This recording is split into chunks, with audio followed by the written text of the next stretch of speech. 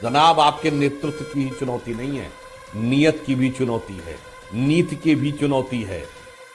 अरे भाई, किसी भारत के गवर्नर के पास जहाज होता ही नहीं है, जहाज स्टेट गवर्नमेंट के पास होता है। आप मॉडल है, आप खूनी है।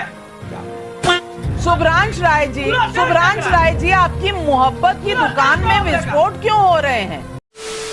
जय श्री राम दोस्तों, आज के डिबेट में सुधांशु त्रिवेदी और नाविका कुमार ने मिलकर ये जो विपक्षी पार्टियों के प्रवक्ताएं हैं उन लोग कुछ ऐसी बातें बोल दी कि सभी लोग पॉपकॉर्न की तरह उछलने लगे। और खासकर टीएमसी के जो प्रवक्ता थे वो तो गाली गलौज पुतर आए, जैसे उनके पुष्प पे किसी ने पैर रख दिया हो। बात यह है कि जब भी कुछ सच्चाई बोली जाती है और जिस तरीके से वो गवर्नमेंट को रूल करते हैं उसके तथ्य को सामने रखा जाता है तो ये इधर उधर की बातें करने लगते हैं और बदतमीजी या गाली गलौज पे आ जाते हैं। सारे विपक्षी पार्टियों में कैसे तालमेल नहीं बैठ पा रहा है, सभी अपने नेताओं को प्रधानमंत्री का उम्मीदवार बता रहे हैं। इसी की बातें करते हुए सुधांशु त्रिवेदी जी ने कुछ तथ्य सामने रख दिए थे। इसी पे जोरदार बहस गाली गलौज हो गई। आप खुद डिबेट में देखिए।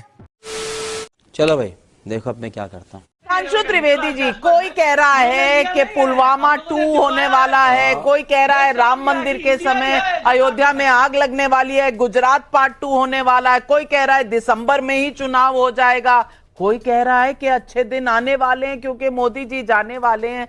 और मोदी जी ने डर के मारे, इंडिया अलायंस के डर के मारे आज महंगाई दर कम कर दी। क्या है सच्चाई? देखिए, जब डर की बात हो और तृणमूल कांग्रेस के प्रतिनिधि बैठे हों तो मुझे याद आता है कि अधीर रंजन चौधरी जी जो कोई छोटे नेता नहीं है, कांग्रेस के नेता प्रतिपक्ष हैं। वो आके कोलकाता में क्या कहते हैं कि कांग्रेस के कार्यकर्ताओं की हत्या करवा रही है तृणमूल कांग्रेस की सरकार। और उनका बयान है there is no democracy in West Bengal, और वो कोर्ट भी चले जाते हैं। मगर डर का आलम यह देखिए कि उसी के साथ जाके ममता बनर्जी बेंगलोर में गले लगती हैं और कहती हैं कि we have come here to save the democracy in the country. अद्भुत डर है ना। बताइए, दिल्ली में आम आदमी पार्टी कांग्रेस के लिए चोर बेईमान जाने क्या क्या कहती है और जाके छत्तीसगढ़ में भी बोल रहे हैं। उसके बावजूद किस तरीके से इनको दिल पे पत्थर रख के साथ में आना पड़ता है, समझ में आता है किसके मन में डर है। वेस्ट बंगाल में ही उदाहरण देना चाहता हूं, लेफ्ट पार्टीज क्या कहती हैं, नहीं नहीं हम तो ममता बनर्जी से लड़ेंगे भाई, हमारे ऊपर तो बहुत अत्याचार हुआ है। मगर साहब केरल में जाके कहते नहीं नहीं हम साथ में हैं। जनाब, आपके नेतृत्व की ही चुनौती नहीं है, नियत की भी चुनौती है, नीति की भी चुनौती है। और हकीकत यह है जो ये लोग कहना चाहते हैं बार बार, तो मैं ये भी याद दिलाना चाहता हूं कि अनेक बार इन लोगों के सामने इस ढंग की जो काल्पनिक चीजें आ चुकी हैं। अभी इन्होंने बहुत पुलवामा का नाम लिया, सतपाल मलिक जी का इन्होंने कई बार नाम लिया, तो मैं फैक्ट के साथ मानव जी आऊंगे आपके पास। इतना विचलित क्यों हो रहे हैं? सुधांशु जी की बात तो पूरी सुन लीजिए। मानसिक संतुलन बना के रखने की आवश्यकता है। अधीर क्यों हो रहे हैं इतने? आप इतने अधीर क्यों हो रहे हैं? नहीं, कोई बात नहीं। वो लगता है कि आदमी जो नहीं रोक पाता है वो अधीर कहलाता। मान्यवर, अधीर की उधर की तरफ है। हाँ, तो इसलिए मैं कह रहा हूं आप बातें सुनिए, अभी आप और भी नहीं रोक पाएंगे अपने को। जो सतपाल मलिक जी की बात कही जाती है, तो मैं यहां जितने भी प्रबुद्ध लोग बैठे, मैं फैक्ट याद दिलाना चाहता हूं। ये बताइए, जब भी पैरामिलिट्री फोर्सेस का मूवमेंट होता है वो इतना कॉन्फिडेंशियल होता है, इतना गोपनीय होता है, कंसर्न अफसर के अलावा किसी को नहीं पता होता है। ये कहां से चीफ मिनिस्टर और गवर्नर बीच में आ गए?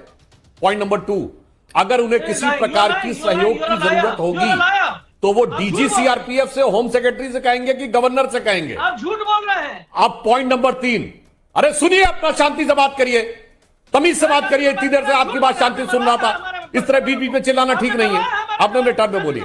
अब पॉइंट नंबर 3, वो कहते हैं कि मुझसे मांगा जाता तो मैं जो है वो जहाज दे देता। अरे भाई, किसी भारत के गवर्नर के पास जहाज होता ही नहीं है, जहाज स्टेट गवर्नमेंट के पास होता है। आप मॉडल है, अरे भाई, आप खूनी है, क्या आप टेररिस्ट हैं। क्या मानव जायसवाल जी, मानव जायसवाल जी, क्या हो गया? कह चुका है कि आप मर्डरर हैं, हत्या आप करवा रहे हैं। पंचायत चुनावों में तो हाई कोर्ट कह चुका है। अब आगे देखिए, दिख गया ना कौन आदमी संतुलन खो रहा है, दिख रहा है। मानव जी, काहे हिंडुल रहे हो मेरे भाई, काहे हिंडुल रहे हो? सच का सामना करना बहुत मुश्किल होता है। मैंने फैक्ट बोलना शुरू किया और घबरा गए। मैंने फैक्ट बोलना शुरू किया और घबरा गए। पुलवामा के बारे में बात करके मुस्कुरा रहे हैं। मानव जायसवाल जी, आपको क्या हो गया है? शुभ्रांश राय जी, आपकी मोहब्बत की दुकान में विस्फोट क्यों हो रहे हैं? दुख का खत्म होता है।